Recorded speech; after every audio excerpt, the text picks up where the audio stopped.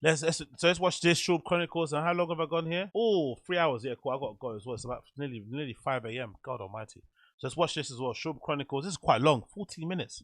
Cool. Let's watch this. Curse You to Find a Kid. Subreddit. Schaub Chronicles. I think you'd be surprised. So I think this is the one after. This is the clip that kind of summarizes when obviously Brendan had that chat with Rogan after the Travis Browne fight. I only found out recently watching the clip. I didn't know. It's blew my mind. I didn't know that Brendan got beat up by Travis Browne. That was his last fight in the UFC. That knockout that he suffered from Travis Browne, who was then his ex-girlfriend, what's her name? Ronda Rousey's new boyfriend. That's how he lost. That's how he got kicked out of fucking the UFC. That's how he left the UFC. Imagine going out on that. A loss to your ex-girlfriend's new boyfriend after all the trash talking he was doing as well. God Almighty, man. And then the first show after, when you go on Joe Rogan, he's telling you to quit. Brutal. The game is brutal.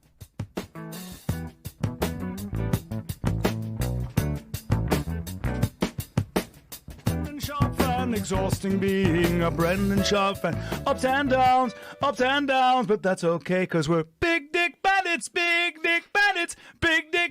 yeah. That's when it was funny as well. Remember that? Big Dick Bandits. I used to say that out loud. I was saying that around my friends and stuff, like really cringe. That was a good time, man. Another big dick bandit in the house, ladies and gentlemen, Joe Rogan. That's the worst song ever. Hey, dude, I didn't write one, all right? And don't interrupt my introduction, bro. I'm watching the fight, okay? As I'm watching the fight, there's a lot of things that concern me. You were lunging with like your punches instead of getting there with your footwork and then launching things from the proper distance. You were like really reaching and loading up. You looked very stiff. You looked very stiff. You didn't look fluid. Oh, it's so brutal, man. Joe Rogan is a brutal friend. You know, you just didn't look good. It didn't look like you were well prepared. Like your movement just didn't look like an elite fighter's movement. What you were doing was very, very stiff. It was very stiff, and it was like a lot of apprehension. It was very stiff, very, very clunky, very weird, very bad. No more. In your movement. I just worry. I think you have one foot out the door. I think you're looking. You disagree? Mm-hmm. I think you're looking at where the future is going to take you, and that you can't do this forever. And I think that's a very dangerous place to be in fighting. You're a smart dude, and the problem with smart dudes is smart dudes think about variables. You have to think about the future. You also think about brain damage. You think about concussions. You think about how many you've already had, how many you got coming up, how much damage you're taking in training. When does damage start to show up in your life? Like when does it show up? And how much can you mitigate? And how far is it when you're too far? The reality of your skill set, where you at now, I don't see you beating the elite guys. I don't see you beating Cain Velasquez. I don't see you beating Junior Dos Santos. I don't see you beating Fabricio Verdum. You came into fighting fairly late in life. You're a good athlete. You're a strong guy. You're a big guy. And you can do a lot of things because of that. And you're very dedicated, and you're very disciplined, and you get shit done. But there's a reality of fluidity of movement, of mechanical efficiency of movement. Jesus Christ, I didn't know it was this brutal. I didn't know he was breaking it down to this level. I just thought he said something like, hey, man, you got all these options out here. Because that's how Brendan says it now. Brendan kind of smooths it out and says nowadays that it was more so like, you have all these options. You shouldn't be getting brain damage there. You've got podcasting going on, it's popping for you. But if anything, Joe Rogan was telling him, hey, you're not good at this fighting shit. Like, if anything, he confirmed what Travis Browne's coach said. He said that comment, I think, Brendan can't fight for shit, the one that Ariel kind of, asked him about. He kind of confirmed that, like, the conversation around, the UFC kind of training camps were, this guy was a good athlete, he was big, he was strong, but he just wasn't the guy when it comes to fighting. Do you know what I mean? Like, they all kind of didn't really rate him that highly. And that's what kind of Joe Rogan's saying. Like, you can't fight. You're kind of terrible at this. You should give up now. Not that, you got 1 foot out, 1 foot in, you're creative. No, it's like, I don't care what you do after this, you have to quit UFC. This isn't for you. that happens when you get a guy who's trained. Hold on, sorry, one last thing. This might explain also why Brendan was so harsh on that CM Punk guy. Do you remember when CM Punk went to the UFC? I know it was stupid, and Dana was obviously, doing what Dana does and, fucking whoring out the sport and cheapening it and get a celebrity on there. But CM Punk came into it quite respectfully. He was trying to get better. Obviously, he was never going to get better. He got smoked completely when he did. I think he had 2 fights only in the octagon. But Brendan was weirdly super critical and harsh, like really harsh, to the point of being really rude. Like he took it personally that CM Punk was getting a shot at the UFC. This might explain it because of the conversation that he got from Rogan. He was kind of maybe projecting. His whole life at a certain aspect of MMA, whether it's wrestling, whether it's kickboxing, whether it's jiu-jitsu, there's a fluidity to their movement that you don't really have. And it's not that you don't try hard. It's not that you're not dedicated. It's not that you're not disciplined. It's not that you're not intelligent. There's shit that other people can do that you can't do. If you had a wrestling match with Cain Velasquez, how well do you think you'd do? Straight up wrestling? Yeah. I think people would be surprised. Really? You think so? Mm-hmm. I think you'd be surprised. Mm. I really do. I think he'd fuck you up. And I say that as a friend and a guy who loves you. I think. Honestly, why did he have this conversation with him about comedy? But that's the thing with Brendan, right? Unfortunately, I think we all have to kind of learn this lesson from him as a kind of like a life lesson. I think it's really important to not be delusional and to also be somebody that's willing to receive constructive criticism without getting your feelings hurt, and to not take stuff personal, and to not just be a narcissist. Because one of the really glaring things, I think I might have to make a clip about it, one of the really glaring things that's really bizarre and I thought kind of solidified and my reason why I stopped listening to Fire and the Kid was Brendan's admission when he admitted after the fact, like many years after. I think it's a recent show. I think they're having a conversation with Bryan Callen, and he admits on the because that's the thing that everyone was saying when "You'd Be Surprised" came out. A lot of people were saying, even on the forums, people that don't like Brendan were like, "How did he get this? How did he release this? How did Brendan watch "You'd Be Surprised" the recording and think, yeah, this is good? Like, why did he think it was a good idea to do a special after 2.5 years doing stand up, especially his type of like comedy?" Like stories, anecdotes, that kind of bro humor. Why did he think he'd be polished enough in 2 years to present the special? Why would you do that? And why did he watch the recordings and think that was good enough? And then we got our answer many years after when Brendan admitted himself that Joe Rogan and Bryan Callen told him he shouldn't take that Showtime deal. They said, don't do it. Everybody around him said it. And how did Brendan respond? What was his interpretation when they said that? Brendan Schaub thought they were jealous of him. He thought because of the time when Brendan, because again, I was a fan at that time, when Brendan was getting started in stand-up, Bryan wasn't doing too well. He wasn't selling out places. He wasn't doing too well in his Hollywood career because he wasn't cancelled at that time. The rapes didn't happen. And Brendan was absolutely smashing it. He was getting booked everywhere because he's Rogan's pal, because he brings the crowd with the T-Fat-K people, and he was a novelty new act. He was getting booked everywhere. Maybe places he shouldn't even be performing at. He's performing at the Comedy Store all the time. So because of that, they had banter on the show, Bryan and Brendan. Oh, I sell more tickets, you don't sell tickets. It was a continual banter. So when Bryan said to him, hey, take the Showtime deal, he legitimately thought, no, I'm going to take it. You're just jealous because I'm selling out places more than you. I'm doing little mini theaters and you're still doing like restaurants and casinos. That's the issue. So, for me saying, oh, why didn't Joe Rogan have this talk with him in comedy? He couldn't, because he didn't really take this conversation too well. And after the fact, he tried to spin it a certain way. And with the comedy stuff, he probably thought, you know what? I already made him quit one career. I'm not going to then ruin another one. Do you know what I mean? I'm just going to hopefully he figures out on his own.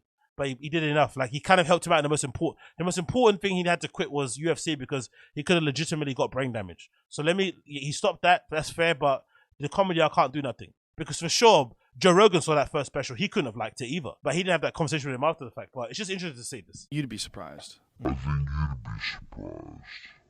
I think he's just on another level. It's just different. It's a different kind of athlete. You've said that, Brennan. I mean, you've said that you'd probably end up on your back with Cain. Yeah, I mean that's not the fight there either. Right. If it's a jiu-jitsu match, it's a different thing too. I just think there's a certain amount there's a bridge between you and the very best guys in the world. And I don't know if you can cross that bridge. That's the reality of life.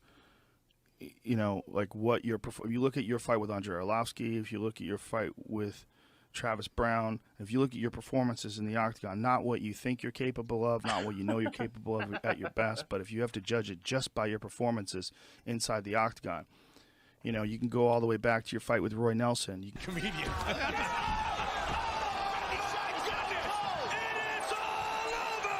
go to your fight with Nogueira. You always found a way to win. Big right hand. Damn, bro. What a win for Nogueira. You can go to your fight with Ben Rothwell. Oh, the spin caught him. Caught him with the elbow, Joe. That spinning elbow is similar to that kind of spinning back kick that thing he did, isn't it? It's like the Weidman one, right? What he did, where you spin, you're too close, and then you start get enthusiastic. Maybe same thing with spinning elbow. You see them get knocked, you get enthusiastic, but then you don't realize they kind of sharpen up. So that was a mistake on his part, but the spinning elbow was beautiful, to be fair, from Brendan. Dazed. Yep. Good pushing right forward. A shot. Oh, shot out. He's and it is all over. Big Ben Rothwell by knockout. Pro Cop. Well, you knocked out Cro Cop, but the reality of Cro Cop is, I'm a huge Cro Cop fan. Cro Cop has taken way too much fucking damage. For sure. Way Then what about the too much Gonzaga damage. fight? Well, you beat Gonzaga. It was a good fight. Yeah, it was a good fight. Look, you've had good fights. You know, the Chris Tucker fight was very impressive. Like, look, you're a very good fighter. That's not what the issue is. The issue is, can you become a champion? If you can't become a champion, are you comfortable with getting knocked out 3 or 4 more times over the next 5 or 6 years? You know, and that is a possibility. It's a possibility. It might not happen. You might be 3 or 4 times. Was it 3 or 5 times? How many times did you say? God damn. Can you become a champion? If you can't become a champion, are you comfortable with getting knocked out 3 or 4 more times over the next? Fucking hell. It didn't rate him at all. You're going to get knocked out 3 or 4 times for sure. Next 5 or 6 years. You know, and that is a possibility. It's a possibility. It might not happen. You might be okay, but it also might happen. It might happen 2 fights in a row. It might happen, you know, I mean, this sucks for you. It's hard to hear. That's maybe the worst show I've ever done. It's hard to hear, but I don't necessarily, and you know me, you're my boy. I don't agree with everything you're saying either. Okay.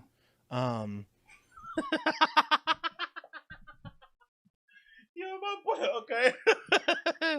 But look how handsome, look how skinny he looks. This is not whiskey, not many food trucks, you know? Man, honestly, alcohol is a real silent killer, man. It really is. Again, that's another thing we need to note from this. Be open to criticism. Don't be hard-headed. Don't be a narcissist if you can avoid it. And also, drink and eat in moderation. We all like to booze, myself included, as you can see from from that donation thing there on the side. You know what I'm about. But all in moderation. Work hard, play hard. Monday to Friday, I stick to a pretty strict regimen. On the weekend, I can get a bit loopy. But not every day whiskey. Not every day food trucks. And this is what happens. Because this guy was legitimately handsome. This guy was a cute-looking dude. Cute guy, this one. Eyes, you know, ahead of him. Enunciating properly. Not slurring his words. But then 5 years of drinking whiskey every day. Swigging it from a bottle, and eating food trucks all the time when he's filming his show, allegedly when he's on a diet. Look what's happening. The other thing is, too, you don't think, I mean, when I fought Arlovsky, I fought 1 round in almost a year. So I'm just not, you know, it's about getting comfortable in there. That's true, time. But look at Dominic Cruz's return bout against Mitsugaki. He hadn't fought in 3 years. Came in like a fucking bat out of hell. Looked like a goddamn world beater. Came in for sure, and that's great for the guys that and smashed him. 135. And that's the exception as well. Oh, look, he did that eye thing. The same thing he did with the weights. Remember the weights thing he does when he's lying or when he's feeling like he did the same eye. Johnny Hendricks hadn't fought in 13 months when he fought Robbie Lawler this past weekend. It was a fucking incredible fight, you know, down to the wire. But I mean, some people thought that Hendricks won. Some people thought Lawler won. But what you didn't see from him is you didn't see a guy who looked like he couldn't make the connections. A guy who didn't look fluid in there. The Arlovsky fight looked like you couldn't pull the trigger. You were telegraphing the right hand. This is brutal. It was like your attacks were real obvious. Like It was real obvious what you were attempting to do. That's an elite world-class fighter. He's completely unpredictable, completely creative in there. And you, that's not what you're doing. You're not fighting at that level. And he is even going to get damaged. Everyone's going to get damaged. Everyone's going to get hit. Shit, you're fighting man. guys like Anthony Rumble Johnson and Alexander Gustafsson and you're going to get fucking hit, man. I didn't know it was this getting brutal. around that. I worry more about you than I do about them because I think that you leave more openings, you have more vulnerabilities. My feeling is, just to jump in, is that whether or not just to jump you agree in with that, what I care about is the fact that you have a future in other things and you're really good at it. Look at Bryan being the consummate pussy. Joe Rogan did what friends should be doing. Even though we're laughing, that's an actual real friend. This is when they were friends. I think ever since Brendan, did the whole loose lips, sink ships thing and fucking talked about, bull guy slanging dick, I don't think their relationship has ever been the same, in my opinion. Obviously, added to the fact of that, the fucking Bobby Lee thing definitely didn't help because I think Joe Rogan, for the first time, realized these guys are out here fucking besmirching my name. They're out here using my name as like an intimidation tactic. They're out here using my name as like a bully thing. Like, nah, I'm not for that. So I think he's been off of Brendan since then. But this is what a real friend should do. Real friends should be able to talk to you in this manner without you catching feelings. Because if your real friend can't tell you this, no one outside is going to be able to tell you this. But Bryan is also Brendan's real friend. He didn't have the guts or the courage to say this to him. He waited until Joe Rogan did it, and then he's coming at the back. Yeah, I'm just happy that you just pick a career that you can. Sorry, Brendan. Please don't kill me or Chris Benoit, me, my family. I'm just happy. Look at him in the background. Nah, man. Always the weasel. Always the weasel. Joe Rogan took the risk of like, hey, this could end our friendship. Brendan could not want to be my friend anymore, which is impossible because he's the clout demon. But this could happen. I'm gonna risk my friendship because I love this guy. I want to make sure he's healthy. I want to make sure he's making the right decision for his life and for his family. I'm gonna say the uncomfortable truth. Bryan, and me as well. I want to say one more thing. Get out of here. Like, you're really funny. And when you got Joe Rogan and I talking about how funny you are, we've had conversations about how incredibly funny you are and how how smart and funny. And we genuinely like hanging out with you. Yeah. You can't stay here. You can get there. What? But you can't stay there. You can't. Something's going to pop. Bang, bang, bang, bang, bang, bang, bang, bang, bang, bang. Boom. Smoke's coming out of your fucking hood and your car's dead. Right. That's your knees. That's your back. That's your brain. You have a strong ego. Look at all these analogies they're using for him to make him understand. They're making all these car noises. This is you. There's no way around that. Cain Velasquez. Especially back then. You. You have to have a strong ego to be an elite fighter. You have to have a strong ego to be a top-level athlete. You have to. That strong ego can also fuck you. It sucks, right? It sucks for me to say it. Yeah. If I don't like it coming out of my mouth, I don't like it. And the reason why I don't like it is because I love you as a human being.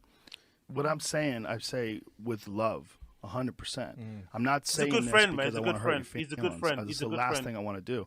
If I didn't love you, I'd walk out. I wouldn't be willing to do this, and I wouldn't want to do this. I would be like, hey. Anyway, you got it. We'll just thank you guys. Thank you both. Listen, I'm sorry. I mean, you say that like you're joking around, but you I'm not joking. I think the point has been made, and this is your life. You're going to make your choices. You're a smart guy. You know what you're doing. You know what you're capable of. And this has been The Fighter and the Kid, ladies and gentlemen. Come see me in Philadelphia, December 10th, 11th, 12th, 13th. Thank you, Joe, for doing my advertisement for me. Thank you to. You see, when they were friends, Joe didn't mind them plugging dates like that. So like obviously in the middle of conversations, but now they're not friends anymore. Or they're not friendly as they used to be. It gets under Joe's skin now. He gets really annoyed. It's not a funny bit anymore. On it, Hulu Plus. Thank you to your fucking mute button. My dear friend and partner, Brendan Schaub, who I'm very proud of. Look at Brendan looking at him. You fucking weasel cunt. You fucking spineless. What's that cartoon? That's what Bryan reminds me of. What's that cartoon with the rubber chicken? Is it called Rubber Chicken? The cartoon? And he just like lays there. That's Bryan Callen. Look at Brendan looking at him. You spineless cunt. You didn't even stand up for me. You didn't. You actually agreed with it.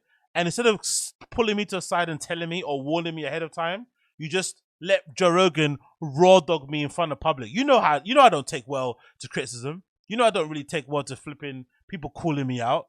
You know I have an ego. How dare you let me be bombarded and abused and assaulted like this? And I love both you guys. I know I'm being cheesy, but I really do. I care about you guys, and I love you both. You're kind of doing it half-assed because you're texting. No, I'm not. I'm just being honest with you, man. I appreciate both you guys in my life. You make my life better. And I don't think it's said enough. I wish I could sing a song right now, but I'm just not musical. But I'd like to with harps. Don't sing any songs. Whatever, dude. Ladies and gentlemen, where are you going That's to be? You're gonna be in awkward. Phoenix It's this weekend? awkward. Yeah, I'm at the Celebrity Theater Friday night. Go see Joe Rogan. I'm sure you have trouble selling tickets. Anyway, thank you very much, ladies and gentlemen. We're out. Good night. Good night. Holy shit.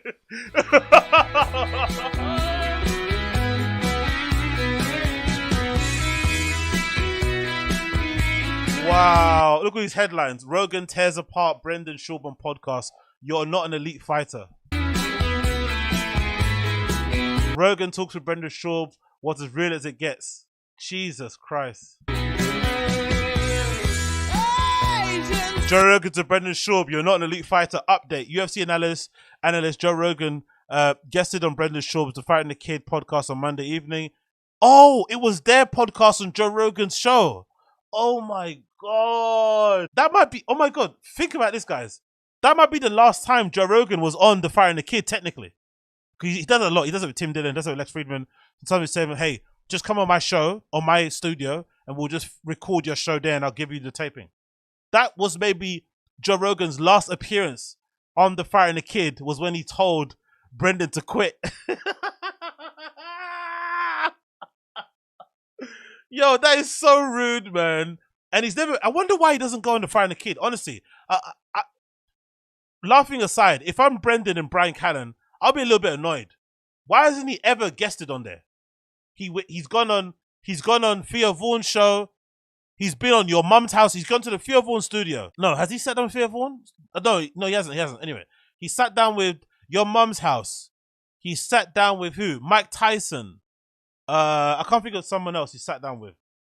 But he doesn't sit down with... He's never gone on the Fighting the Kids show. Ever. Yeah, exactly, Carlos Lucas. It's like you have a rich friend who never wants to come to your house. Exactly. Why? Just come to mine. I've got the best stuff. Just come to mine. Look at this meme. Oh my God. They replaced Joe Rogan's head on Ben Rothwell. When he did, that's a famous one where he's grabbing the thin air.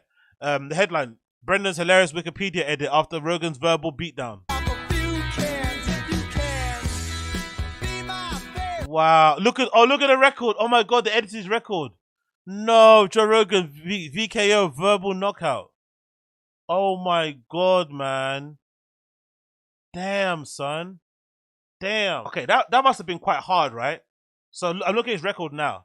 Brendan actually beat Ben Rothwell. Oh, no, so I don't know who that guy was before. No, sorry, lost. Sorry, won. Sorry.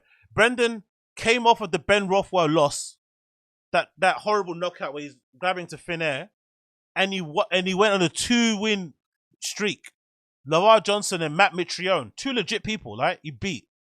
So it's no surprise that he was feeling like, I still got something, because he came back from pretty horrible losses from Nogueira and Rothwell, 2 wins against decent opposition, and then he goes on a 2-loss strike. You know what I mean? Like, damn, son. This Spider and the Kid sponsored by antidepressants. Some people are feeling real sad right now. Real sad right now. Brendan Schaub's feeling real low. Bryan could never do that to Brendan now. The dynamic is so different. He could never do that to Brendan now. He'd be too scared to do it. Too scared. But I think he knows that sometimes that's the way it goes. That's the way it goes after a fight. Hey, Brendan, I hope I'm a help to you since I'm your best friend. You're the worst best friend ever. Damn it. He's the worst. Bryan Callen here, the worst best friend of all time. The worst best friend of all time. Ladies and gentlemen, we are back, the fighter and the kid, after that sensational podcast that we released.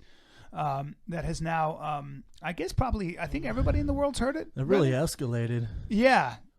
And I just want to start this podcast by saying that when we recorded that with Joe, I didn't expect Joe to be that frank. You didn't expect Joe to be that open and frank.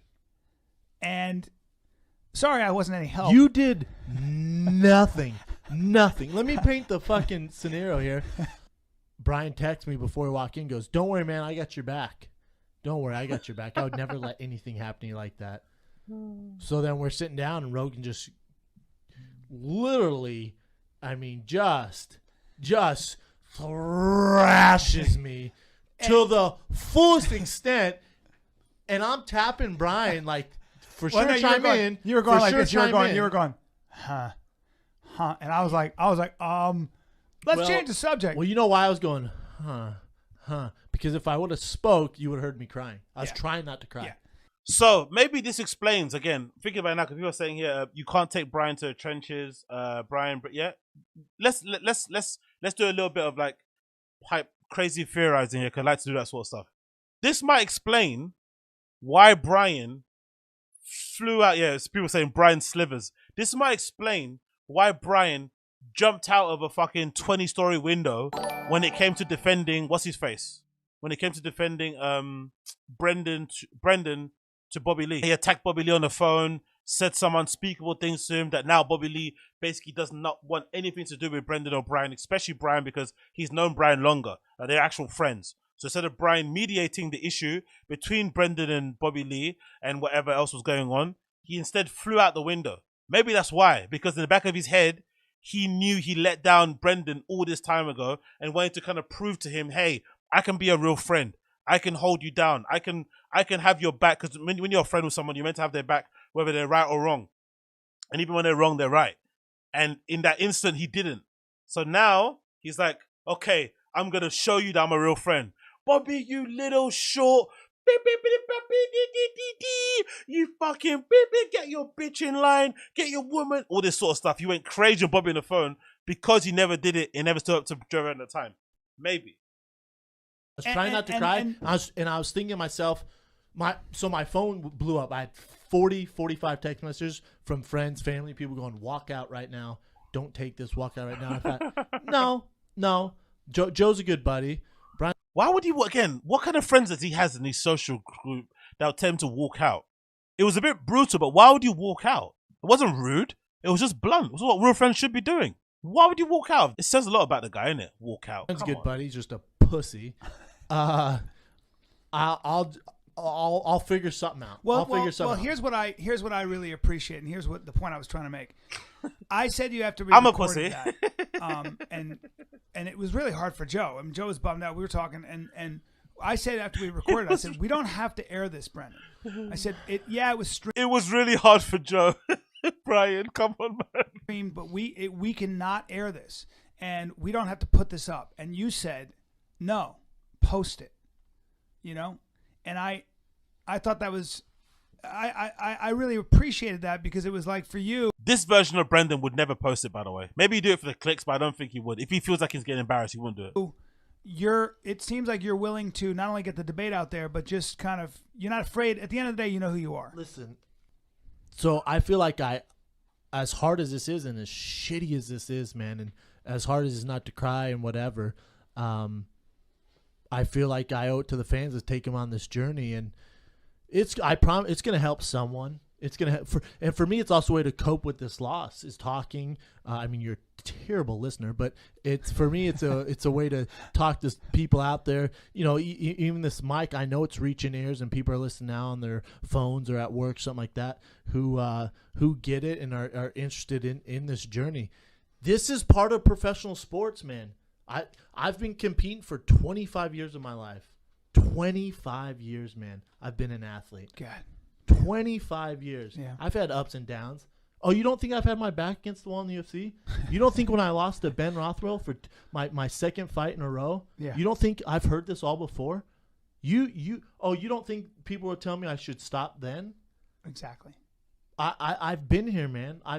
We're gonna be fine. I promise you. What are your thoughts on what Rogan said about Schaub? Because he seemed to be generally worried about his health. Yeah, I think Oh my God, the tough part about it is in front of millions of people. Maybe not televised, but on his podcast, and it went viral. You know, that's something where you just got your ass whooped, and then on top of that, somebody's pouring some salt in the wound. You know, not behind closed doors, but publicly. You know what I mean? Because it would be hard for some. Travis Browne seems like a good guy, man. He seems like a cool dude.